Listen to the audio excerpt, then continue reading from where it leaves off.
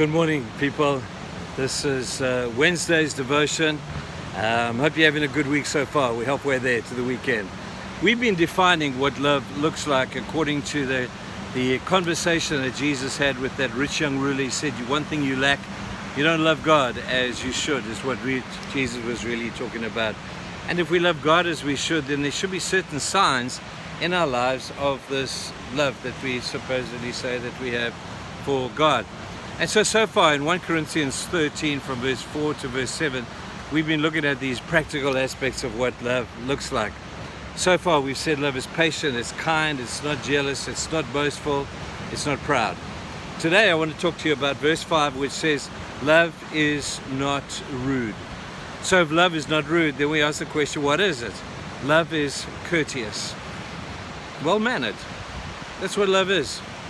Now, in my generation, we grew up in a different aspect of well-mannered, where manners was gauged by, do you open the door of the lady, let the lady come into the house first. When a woman walks in the room, you stand up. Doesn't seem like that's kind of like the order of the day right now. In fact, I remember being in England one day. The place was packed, waiting for a bus, not a seat left, and a woman came in, a little old lady came in, and she was looking for a seat, and I wondered if any of those young people were going to stand up. Nobody stood up for her, so I did. Everybody looked at me as if I'd crawled out of the cheese. Now, what are you doing? This woman was so embarrassed that somebody should do that for her. I offered her my chair. She said, oh no, I couldn't do that. And she turned around and she went and stood outside in the cold instead.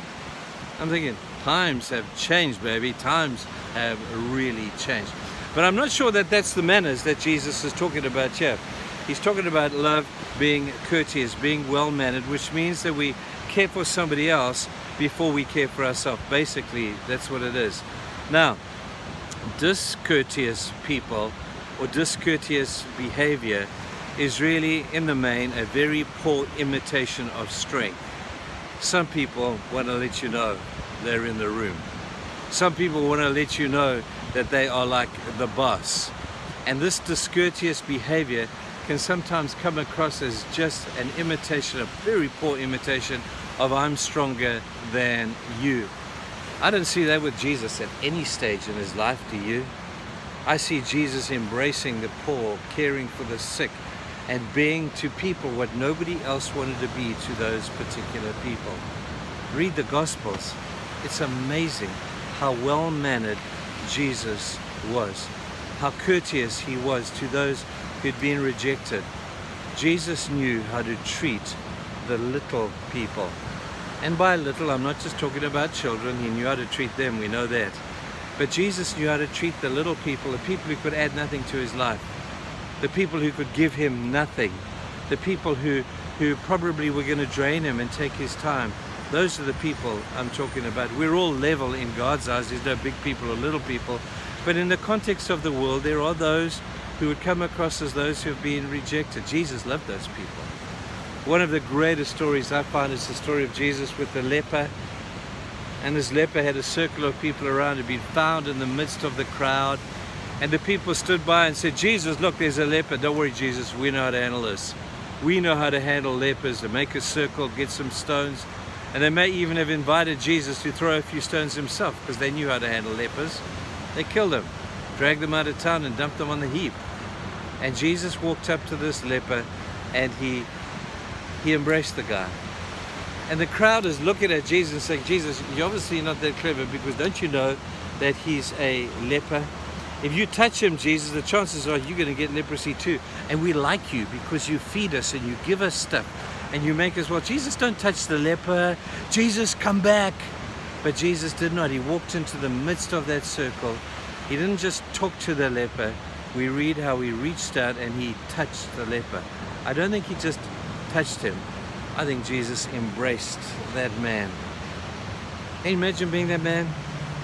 He hadn't had anybody touch him or embrace him for so long, because you don't touch lepers until Jesus arrived. And when Jesus arrived, everything changed. And Jesus today gives us the model of good behavior and good manners to those who ordinarily we would have nothing to do. Jesus reached out and he touched what were perceived to be the untouchable. How do you treat the little people? How do you treat the people who do some what you would consider maybe two mundane jobs? How do you treat the people who serve in restaurants? Do you treat them with dignity and respect? How do we treat the people those lovely people who care for our cars when we go in? Some of us just, I met a car guard the other day, and as I walked out, I knew this guy, and this man was doing such a good job, and he was such a lovely man, and I saw he was crying. So I walked over to him and I said, my man, why are you crying?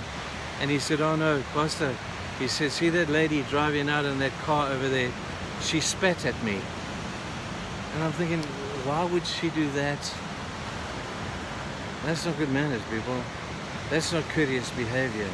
Love is not rude. Love is courteous. It is well-mannered to everybody. Not just those who could give you stuff or make you better. To everybody. Let's be really aware. In our country particularly, we need a generation of people who know how to treat the little people, because the little people are big people in the eyes of God. Let's treat them really well, because I am a little people. So please treat me well. Cheers guys, have a great day. Bye.